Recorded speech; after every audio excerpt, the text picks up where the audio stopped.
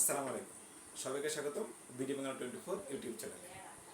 আপনাদের একটা বিষয় নিয়ে আজকে আরেকটা কথা বলবো, সেটা হচ্ছে আপনারা অনেকেই জানেন যে আমাদের মিতে পর্ব আমরা বিভিন্ন ভিডিওতে বলার চেষ্টা করেছি যে 2025-এর এপ্রিলের পর থেকে, এপ্রিলের মাঝামাঝি থেকে মে মাসের মাঝামাঝি পর্যন্ত আমাদের সফটওয়্যার যে মাইগ্রেশন হয়েছে, নতুন নিজস্ব এনপিএসডি সফটওয়্যার, সেই মাইগ্রেশনের কারণে কিন্তু অনেকেই এটিএম কার্ডের পিন নিয়ে ঝামেলায় পড়েছেন। এখন অনেকের প্রশ্ন দাঁড়িয়েছে, যারা ঝামেলায় পড়েন নাই বা ঝামেলায় পড়েছেন তাদের ভিতরে অনেকে প্রশ্ন করছেন যে গ্রিন পিন জিনিসটা কি।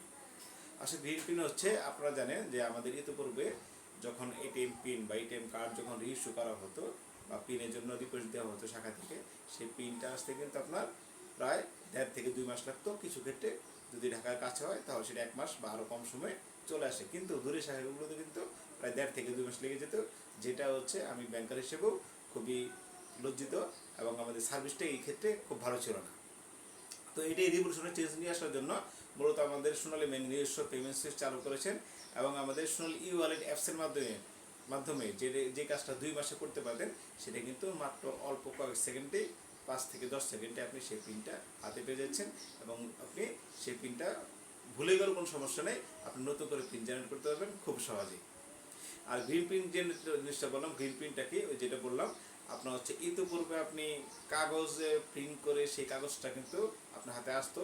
আপনি জানেন কাগজ আমাদের যত ইউজ করবো এর মানে হচ্ছে আমি পরিবেশের গাছ কিন্তু ততই নষ্ট করছি এবং আমাদের একটা প্রয়োজন মেটানোর জন্য আরেকটা কিন্তু পরিবেশের ক্ষতি করছি।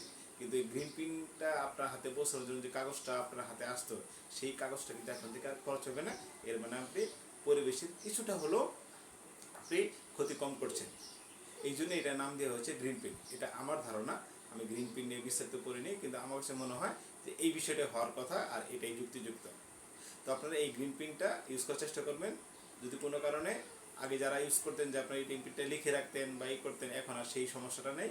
আপনি এই টেম্পিনটা এখন ভুলে গেলেও কোনো সমস্যা নেই যদি আপনার ই ওয়ালেটটা জানা থাকে, আর ই ওয়ালেটটার মাধ্যমে সহজে আপনি নতুন পিন জেনারেট করতে পারবেন। তো কী কী অপশন রয়েছে আমি আবার বলি, ইতিপূর্বে বলেছি। আপনার গ্রিন প্রিন্ট পেতে হলে আপনাকে প্রথমে লগ ইন করতে হবে। লগ ইন করার পর নিচে দেখবেন সার্ভিস অপশন, সার্ভিস থেকে ডেবিট কার্ড, ডেবিট কার্ড থেকে নিচের দিকে আপনার হচ্ছে green pin option, green pin option থেকে এটিএম কার্ডের পিন দিবেন, বক্সে ক্লিক করে সাবমিট বাটনে ক্লিক করবেন, সহজে আপনার পিন জেনারেট হয়ে যাবে।